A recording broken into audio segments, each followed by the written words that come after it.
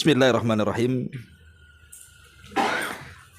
Assalamualaikum warahmatullahi wabarakatuh. Alhamdulillah wassalatu wassalamu ala Rasulillah wa ala alihi wa sahbihi wa mawalah wa la hawla wa la quwata illa billahi wa ba'd. Alhamdulillah, segala puja dan puji hanya milik Allah subhanahu wa ta'ala. Salawat dan juga salam kita hadiahkan kepada Rasul kita Nabi besar Muhammad sallallahu alaihi wa ala alihi wasallam.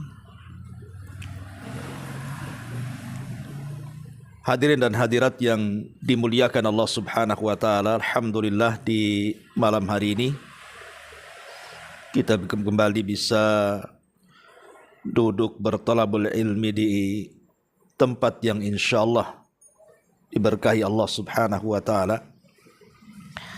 Salawat dan juga salam kita hadiahkan kepada Rasul kita Nabi besar Muhammad sallallahu alaihi wasallam, dan tema yang kita akan bahas di malam hari ini tentang 11 konsep mencari kebahagiaan dunia dan juga akhirat. Tentu pembahasan ini sederhana, akan tetapi sangat penting untuk kita bahas. Karena bagaimanapun yang namanya kebahagiaan itu dicari semua orang. Anak kecil ingin bahagia, orang remaja ingin bahagia, orang yang beriman, yang sudah tua juga ingin bahagia, laki-laki perempuan ingin bahagia. Bahkan bukan hanya orang yang beriman, orang kafir saja ingin bahagia. Artinya kebahagiaan itu dicari semua orang. Masalahnya, ada orang yang mencari konsep kebahagiaan itu di luar daripada konsep Al-Quran dan Sunnah Nabi SAW, sehingga ketika mereka berusaha untuk mencarinya, bukan tidak ada kebahagiaan di situ, tetapi kebahagiaan yang sifatnya sementara. Contoh, umpamanya ada orang yang mengira bahwa bahagia itu kalau menjadi orang kaya. Maka ada sebagian orang itu berusaha untuk menumpuk-numpukan harta karena ingin bahagia. Karena menurut dia konsep bahagia itu harus kaya. Tapi setelah kekayaan dicapainya, rupanya tidak juga dia bahagia. Kita tidak mengingkari bahwa dalam kekayaan itu adalah sumbangan kebahagiaan dalam hidup kita itu. Tapi bukan berarti kemudian kekayaan itu segala-galanya, tidak. Karena kebahagiaan itu bukan terletak di kekayaan. Atau sebagian orang mengira bahwa bahagia itu kalau memiliki pangkat, jabatan ataupun kedudukan. Sehingga kemudian dia pun mengejar pangkat, jabatan dan kedudukan itu walaupun harus sikut kanan, sikut kiri, injak bawah, sundul atas, yang penting dapatlah tu jabatan itu. Karena dia berkonsep dalam hidupnya, selama dia tidak menjabat berarti belum bahagia. Akhirnya kemudian dia pun menghalalkan segala cara, yang penting dapat jabatan. Tapi betapa banyak orang-orang yang sudah Allah anugerahkan jabatan, tak kunjung juga kebahagiaan yang dicari ada pada jabatan itu. Banyak kok pejabat itu stres hidupnya. Hidupnya harus diatur, ada protokolernya, ada jadwalnya. Bagus, kita keluar jam berapa saja terserah kan. Mau nongkrong di warung mana aja nggak ada yang ngatur kita. Pejabat tuh nggak bisa, ada protokolernya mereka. Nggak bisa asal main warung saja, tidak racun orang. Jadi, Ada orang-orang yang berpikir ke situ gitu ya. Padahal Islam itu sudah mengatur tentang konsep kebahagiaan dalam Islam itu seperti apa. Saya akan menukil perkataan Al-Imam Hasan Al-Basri rahimahullahu ta'ala. Ketika dia ditanya tentang konsep kebahagiaan, maka beliau mengatakan, kalau anda ingin bahagia, lakukan 11 perkara. Apa saja 11 perkara itu? Yang pertama, kata beliau, min alamatis sa'adati fid dunya wal akhirah, dari tanda-tanda kebahagiaan seseorang di dunia dan akhirat itu, an yakuna zahidan fid dunya raghiban fil akhirati. Kata beliau, jadilah orang yang zuhud di dunia dan orang yang mementingkan kehidupannya untuk akhiratnya. Ini konsep yang pertama. Jadi orang yang zuhud di dunia dan kejar akhiratnya. Al-Imam Ahmad ibn Abi Hiwari pernah bertanya kepada Sufyan Ats-Tsauri atau Sufyan ibn Uyainah rahimahullahu ta'ala tentang apa yang disebut dengan zuhud di dunia itu. Apa sih konsep zuhud di dunia itu? Maka Sufyan ibn Uyainah mengatakan, man idza un'ima alaihi syakar wa idza btuliya alaihi sabar. Orang yang zuhud itu, kalau Allah berikan nikmat dia bisa bersyukur, dan kalau Allah berikan ujian maka dia mampu bersabar. Jadi syukur di atas nikmat dan sabar di atas ujian. Orang kalau bisa mensyukuri nikmat Allah Subhanahu wa taala dan bisa sabar terhadap ujian dan cobaan Allah Subhanahu wa taala, maka dia, kata Sufyan ibn Uyainah, dianggap orang yang zuhud di dunia. Dan itu konsep kebahagiaan yang pertama. Tapi Sufyan Ats-Tsauri rahimahullahu ta'ala beda lagi ketika dia ditanya soal apa itu zuhud. Orang yang zuhud di dunia itu apa, wahai imam? Maka Sufyan Ats-Tsauri rahimahullahu ta'ala mengatakan bahwa zuhud di dunia itu, az-zuhdu fid dunya qasrul amali. Zuhud di dunia itu, kata beliau, adalah orang yang memendekkan angan-angannya. Artinya orang yang panjang angan-angan itu belum dikatakan zuhud. Dan di zaman sekarang, di zaman serba susah, orang yang panjang angan-angan itu lebih banyak dibandingkan orang yang pendek angan-angannya. Dan biasanya orang yang panjang angan-angan itu sesungguhnya dia sedang hidup di atas bayang-bayang. Kalimat yang keluar itu adalah jikalau dan seandainya biasanya. Coba jikalau aku kaya, seandainya aku banyak uang, itu aja itu kalimatnya, jikalau dan seandainya tuh. Itulah orang yang panjang angan-angan itu. Kalaulah, seandainya, jikalau. Inilah kalimat orang sekarang. Coba aku punya uang banyak. Jikalau aku punya kendaraan mewah, kalaulah aku punya rumah megah. Itulah orang yang panjang angan-angan tuh. Harusnya kan orang itu berpikir tentang keadaan yang nyata, bukan hidup dalam bayang-bayang. Karena biasanya orang yang hidup dalam bayang-bayang, seandainya dan jikalau itu membuat orang malas bekerja biasanya. Akhirnya potong kompas, yang jelas cepat kaya gimana caranya, datanglah ke dunia perdukunan. Akhirnya datang ke mbah dukun supaya cepat kaya ya, padahal dukunnya aja kere gitu. Datang ke kuburan minta-minta. Ngapain minta-minta di kuburan? Coba kalau bangun di kuburan bakal lari dia ya. Atau kemudian lari ke judi-judi online. Akhirnya dia pikir kalau pasang nomor dia akan dapat ratusan bahkan jutaan bahkan miliaran rupiah. Orang kayak gini itu orang yang tidak pernah zuhud, terlalu tinggi angan-angannya tuh. Jadi kalau kita ingin bahagia, sudahlah pendekkan angan-angan. Yang ada itu nikmati. Kalau memang itu sebuah nikmat, kita syukuri. Kalau itu sebuah ujian, kita sabari. Selesai. Sederhana orang ingin bahagia itu. Ini yang pertama. Kemudian yang kedua, ya, antakuna nahmatuhu al-ibadata wa tilawatal Qur'ani.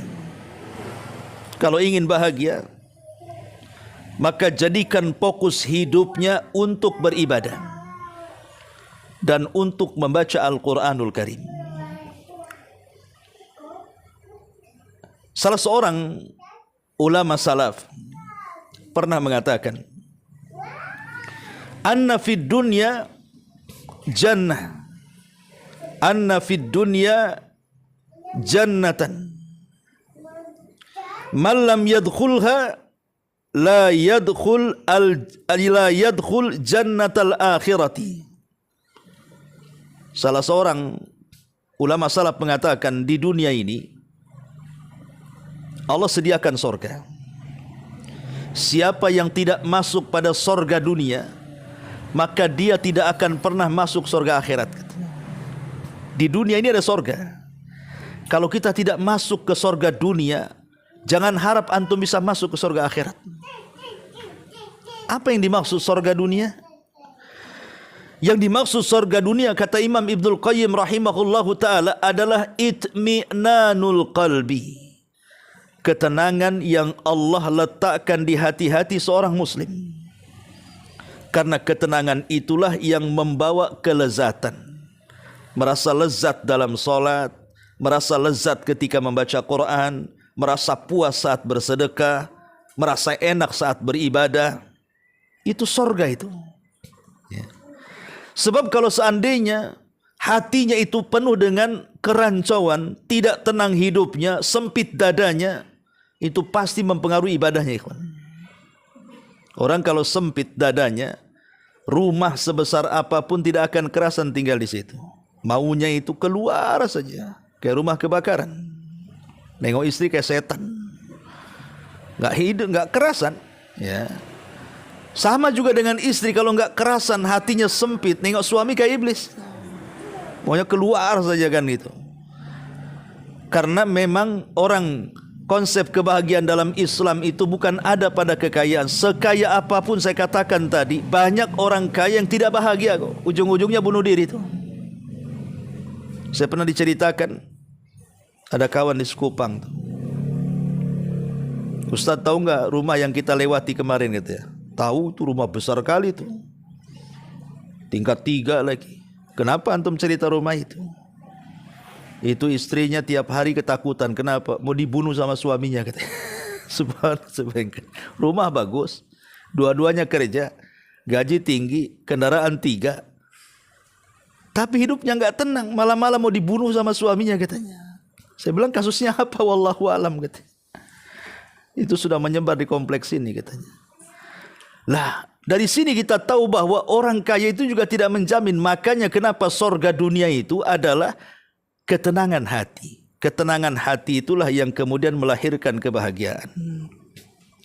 Maka yang kedua, konsep yang kedua yang ditawarkan oleh Hasan Al-Basri, jadikan kehidupan kita ini untuk ibadah kepada Allah Subhanahu wa ta'ala.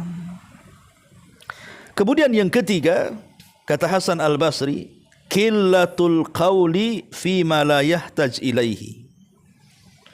Tidak banyak bicara pada sesuatu yang tidak dihajatkan untuk bicara. Artinya qalilus sumti. Ketika dia bicara itu, dia irit bicara. Kalaupun harus bicara, maka tidak bicara kecuali yang ada manfaat di dalamnya. Itulah yang kemudian banyak para ulama ketika menjelaskan tentang keutamaan orang-orang yang diam, atau kalau dia mau bicara, bicara dengan santun.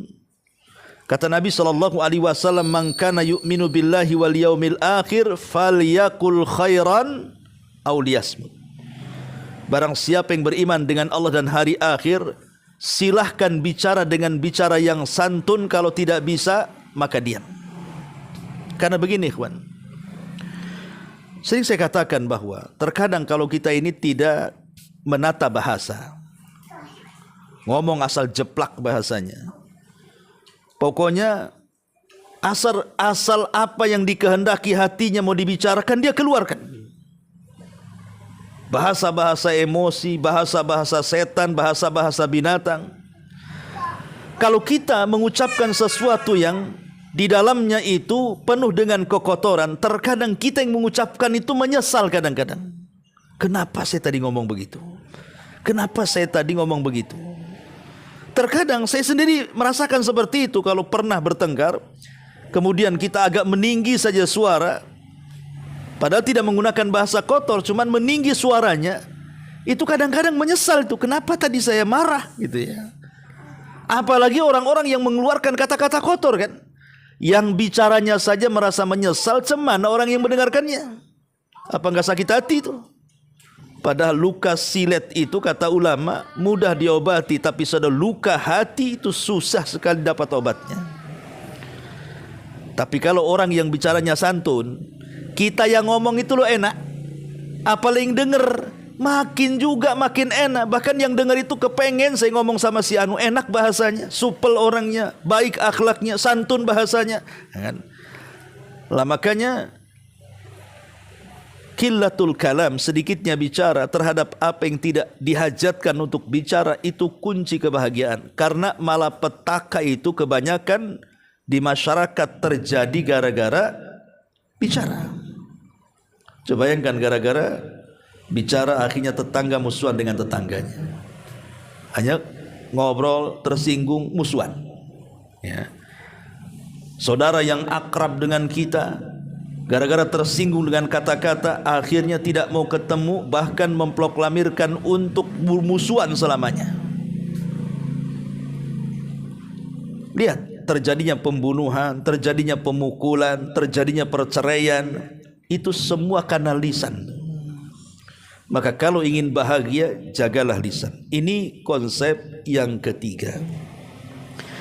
Kemudian konsep yang keempat, kata Hasan Al-Basri, an yakuna muhafidhan ala salawatil khamsi. Jaga solat 5 waktu. Jaga solat 5 waktu.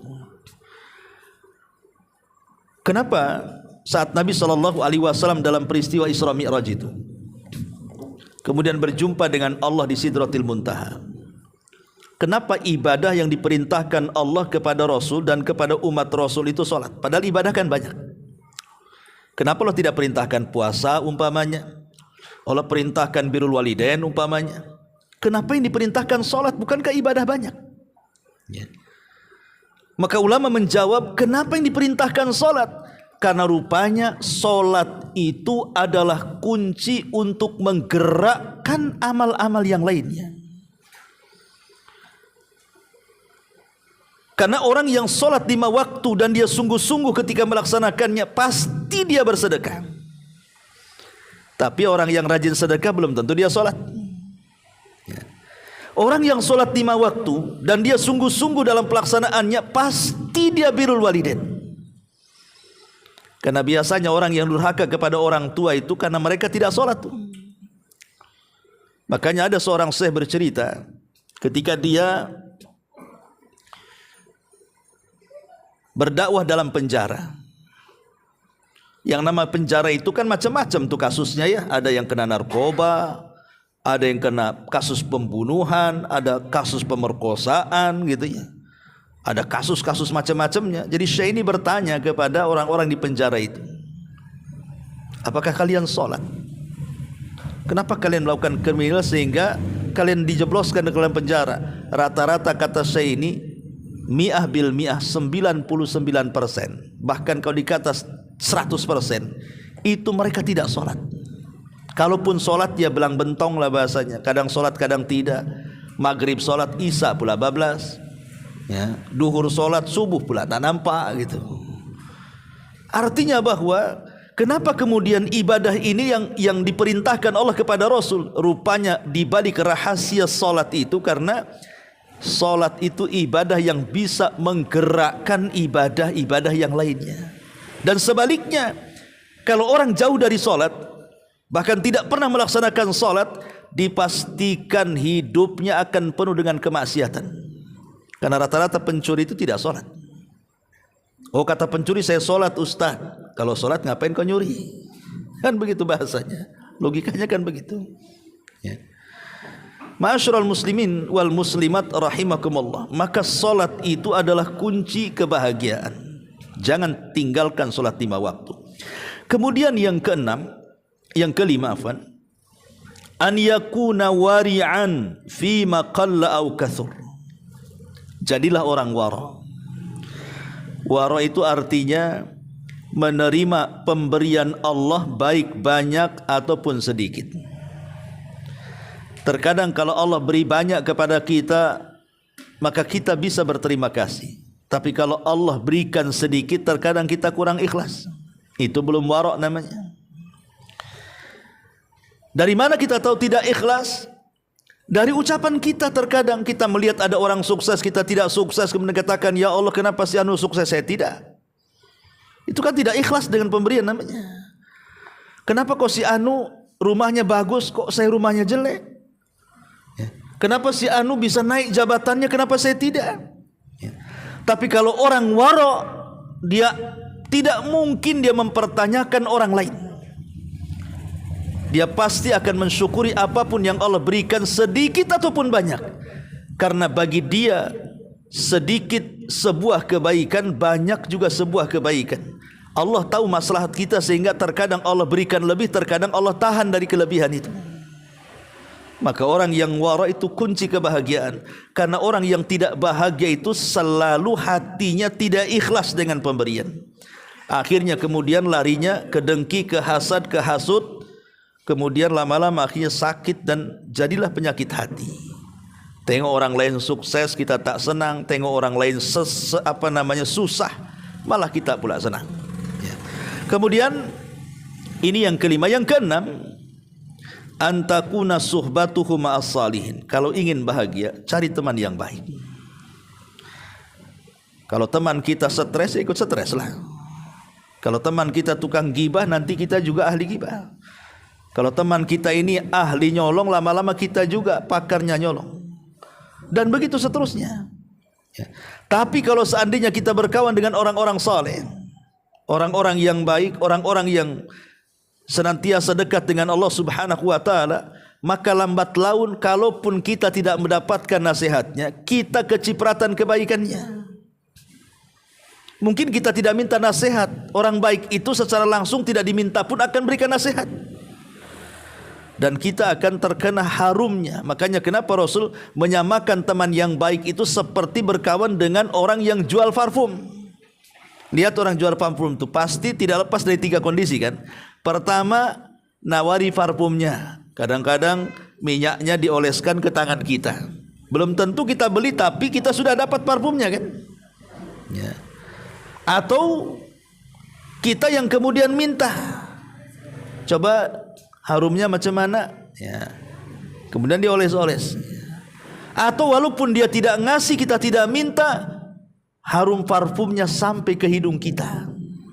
Itulah jualan parfum. Kalau kita berkawan dengan orang jual parfum itu ya antara 3 perkara ini. Ima ditawari parfum, atau kita yang menawar, atau baunya sampai ke hidung kita. Itu kiasan daripada teman yang baik. Terkadang teman yang baik itu tidak diminta dinasehati, atau kita minta nasihat, atau walaupun kita tidak minta nasihat dan dia tidak menasihati kita, tetap kita ini akan mendapatkan kebaikan karena dekat dengan orang baik. Lah ini, maka ini juga kunci kebaikan, kunci kebahagiaan adalah berkawan dengan orang saleh. Kemudian kata Hasan Al-Basri yang keberapa? Yang ke-7. An yakuna mutawadian ghaira mutakabbirin. Senantiasa tawadhu, rendah diri dan tidak sombong. Karena biasanya sombong itu karena merasa dirinya lebih baik dibandingkan orang, yang berakhir dengan merendahkan orang lain. Orang sombong itu kan begitu. Dia merasa lebih tinggi dan orang merasa lebih rendah dibandingkan dia. Jadilah dia sombong. Lihat iblis ketika melihat Adam. Dia merasa lebih baik kan, karena dia diciptakan dari api, Adam dari tanah. Ketika dia merasa lebih unggul, lebih baik, lebih mulia, berakhir dengan merendahkan Adam, dihinanya Adam. Maka orang sombong itu identik dengan dua perkara. Menyombongkan itu artinya membanggakan dirinya dan merendahkan orang lain. Orang yang sombong itu selamanya tidak akan bahagia. Kenapa? Karena kalau melihat ada orang yang di atas dia, stres dia. Atau walaupun sejajarlah dengan dia, itu sudah stres tuh. Itulah orang sombong itu. Tapi orang yang rendah diri, orang yang rendah hati, maka hidupnya sangat bahagia sekali. Karena dia tidak akan memandang orang lain. Yang dia pandang hanyalah dirinya, dan dia kalaupun harus memandang, tidak mungkin memandang ke atas, pasti dia akan memandang ke bawah.